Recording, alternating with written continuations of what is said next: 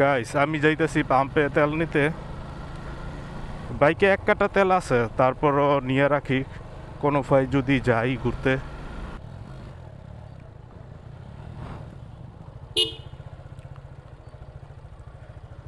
এর রেট কত চলতেছে? 122 টাকা লিটার।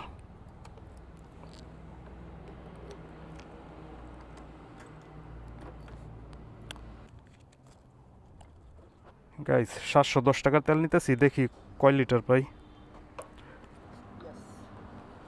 গাইস এইটা হচ্ছে তাহের পাম্প। আমি এদিকে আসলে এই পাম্পের তেই তেল নেই।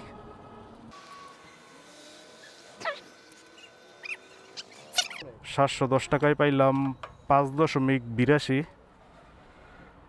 মানে প্রায় 6 লিটারই। ভাই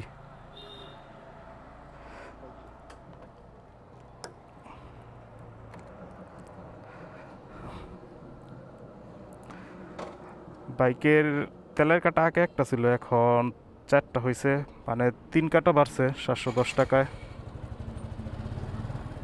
আর এই পাম্পের তেল মোটামুটি ভালো, আমি খারাপ পাই নাই, কারণ আমি এদিকে আসলে এই পাম্প থেকেই তেল নেই। আর যতটা চেষ্টা করি আমি পাম্প থেকে তেল ভরতে, কারণ পাম্পের তেল ভরলে গাড়িটা ভালো থাকে। আর লোকালে তেল আমি কমই ভরি, যদি ঠেয়ায় পড়ি তারপর ভরি, নাইলে এমনি ভরি না, কারণ লোকালে তেল ভরলে বাইকের অনেক অনেক সমস্যা করে।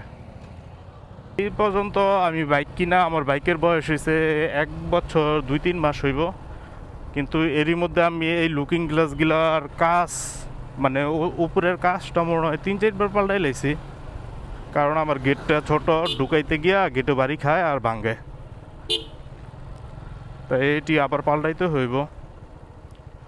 অনেক জ্বালার মধ্যে আছি এই লুকিং গ্লাস নিয়ে। গাইস এই সাইডে অনেক লোকাল ফুড বিক্রি করতেছে, আনারস আনারস আছে, আম আছে, জাম আছে, কলা আছে, কাঁঠাল আছে, এই লট করে বিক্রি করতেছে।